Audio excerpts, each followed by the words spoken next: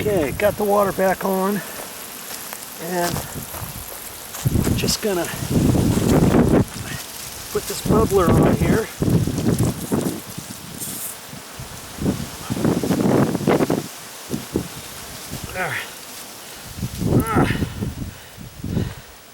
The pipe I used hasn't been used for a while. Now see, that's how a 1 gallon bubbler should work. Drip, drip, drip, drip, drip, drip, drip. See there? Okay. So now all I have to do is get it underneath that bush.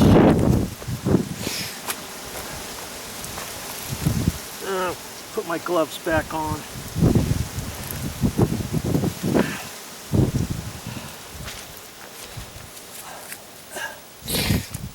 And I think that's going to be enough, because like I said, there is in fact another bubbler under here. Okay. So now I can put it up in there, and the other bubbler is just right over in here, and so this one is long enough. I'm going to just pooch it up.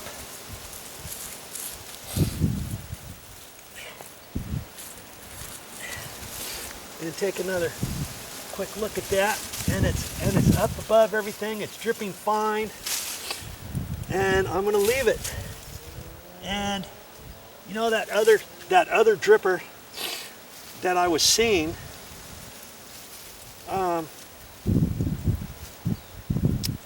is not dripping any water, and it's an old one, and I don't think I can get it to work. And I'm not even sure if it's hooked up to anything. I didn't dig the other pipe out further underneath here, because I was making the assumption that one was dripping too. I can look at this again if I need to, but where this pipe connection was, it was dripping slightly at the coupling. So I know a little bit of water is dripping there, not very much, and then the 1 gallon dripper is dripping underneath, and I put it on the other side. And it's going to kind of run this way, because this is kind of coming up at a slope a little bit. I think a 1 gallon dripper and that should be plenty. Okay. Now, if you had a question for a bush that big, I think a 1 gallon is fine. But if you feel you want to put a 2 gallon there, you could. But I'm deciding against it. Okay, well, that's all I'm going to do today, and I still have this issue with this bubbler right here. You see that? That's probably a 2 gallon dripper, and it could be even more than that, and it's dripping right out here. And so next time I'm going to take a look at this other bush over here, see if it's got any water, figure out what to do with that. I may have to relocate that over to there. And the funny thing is, it's not funny, I thought it was the wind. I turned the bubblers on. It's always good to turn your bubblers on and then check out your lines a little bit. See this bubbler line? It should actually be covered up. And isn't that cute? The landscapers, they put this little bubbler right there with the sprayer. They didn't have to do that. That would have been okay to just put a bubbler, a regular 1 gallon bubbler. Okay, but this is going up here, and you see here's one going to nothing, and it was probably once upon a time directed up towards the top of where the big huge redwood tree is, so then the water can go down. And you see, here's another one of those old-time bubblers, and it got snapped off. This one's been snapped off. It's not even, in fact, look at that. It's snapped off, and I'll bet you it's on a line that's broken somewhere. So, lucky for me, it's kind of up high. So every once in a while, you can check your bubblers, because you shouldn't have any exposed lines. Now see here's one of those gate those flag drippers. It's right in the middle of nowhere. It should be either over there or it should be here. And I see an old, nope, I don't see it. Okay, so there's some more stuff I should do, but I'm hearing some noises. And it sounds like there's a leak somewhere underneath one of these bushes.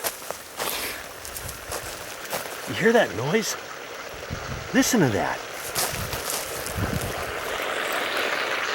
It sounds like it's right in here. And see, here's the pipe. And it's just going like full steam ahead. And that's something. I know it's coming off that pipe. You want me to, maybe I should spend a couple seconds here. I really don't have time to fix anymore. And I'm just curious now what is causing that. I can hear it. I'm not sure if you can hear it on the video camera or not.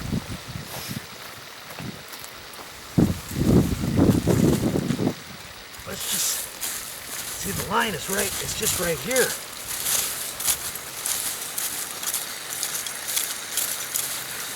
Come on.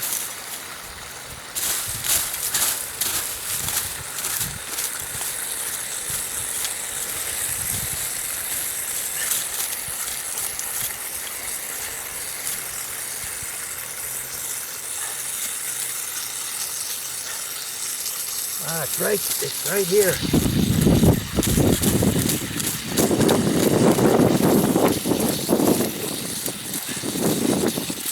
And it's facing down. Yep. It's right there. Isn't that something?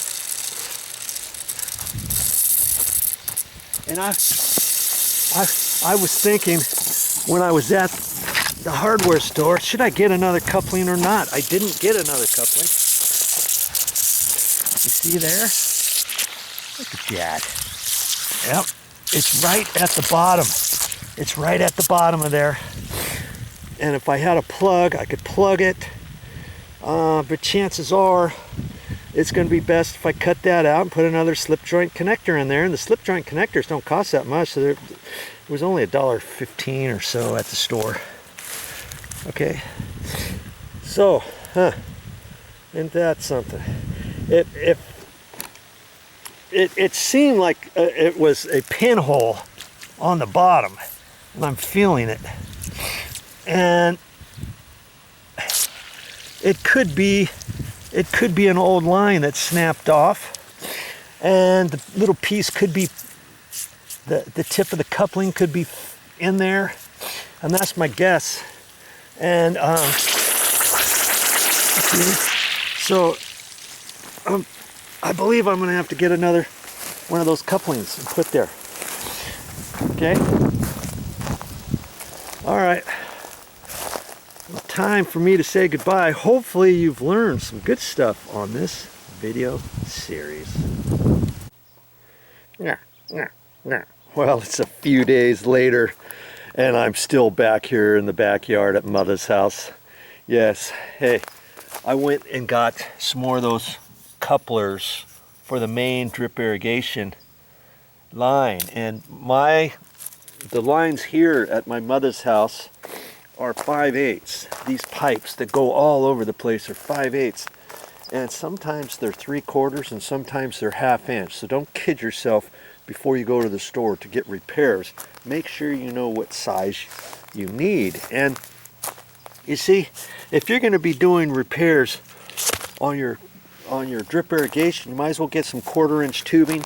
This stuff is I think you can buy it in different lengths. This is 100 feet, and it didn't really cost that much. I've got some couplings. I know I've got to use 2 more of these couplings today. If you saw my other previous video, you will have seen how I showed you how to install those couplings.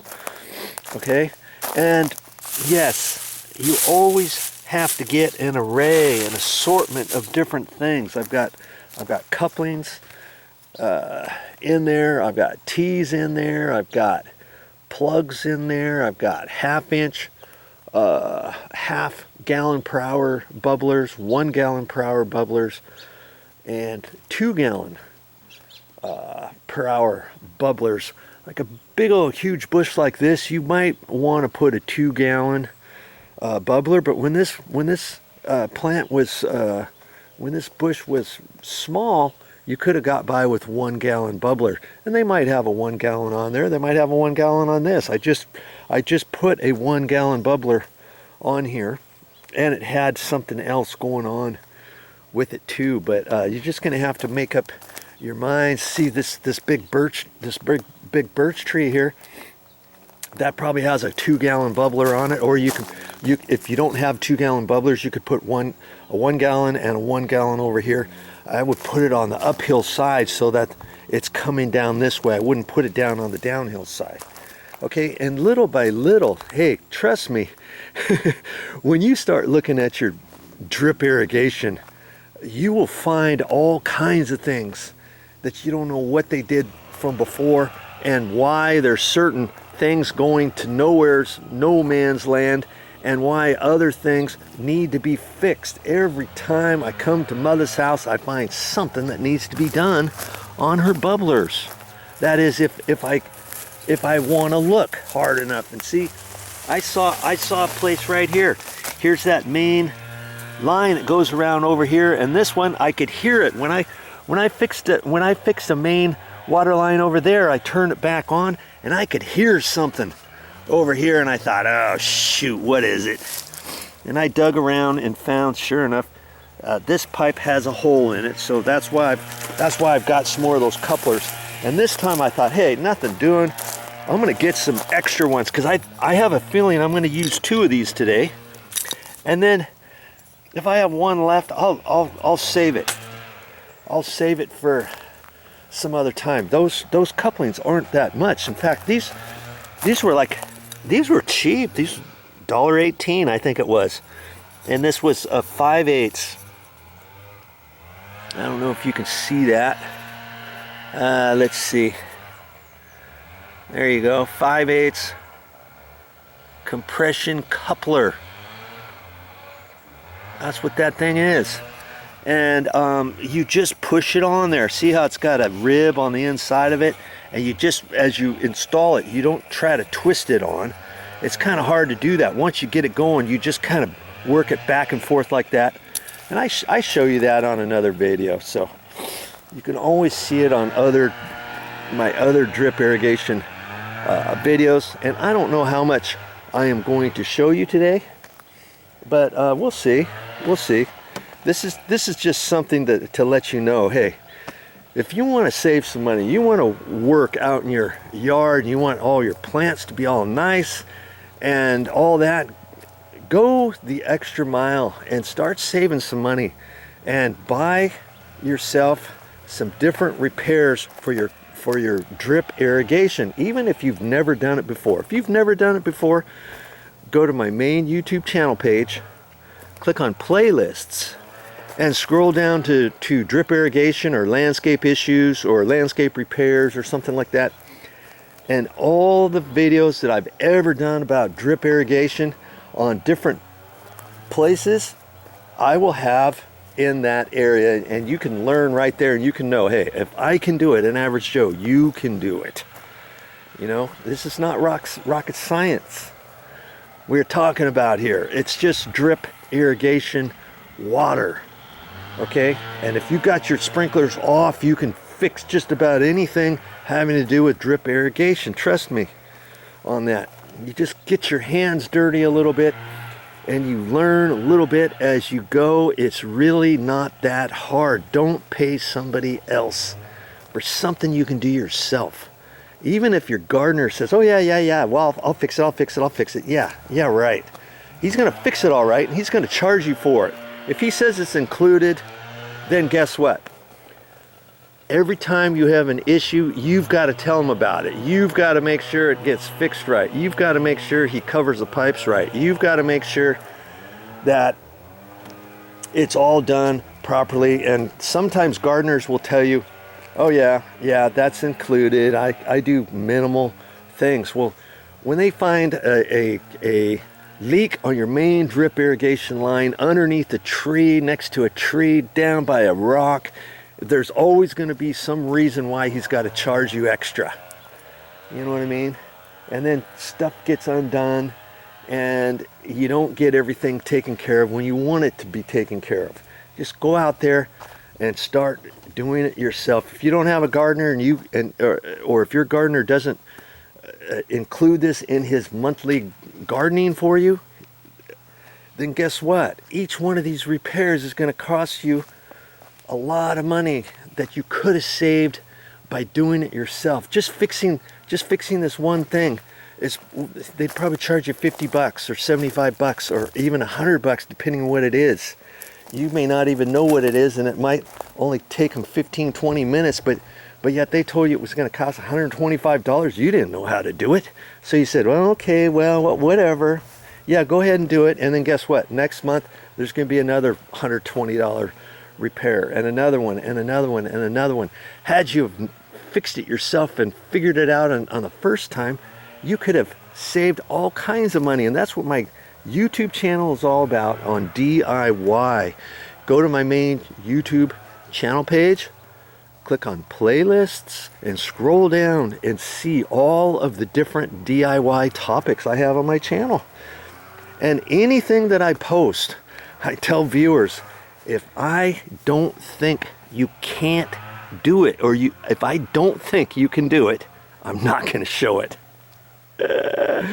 Which means pretty much everything on my YouTube channel, if I've got a video of it, then I think you can do it too. Okay? Remember that.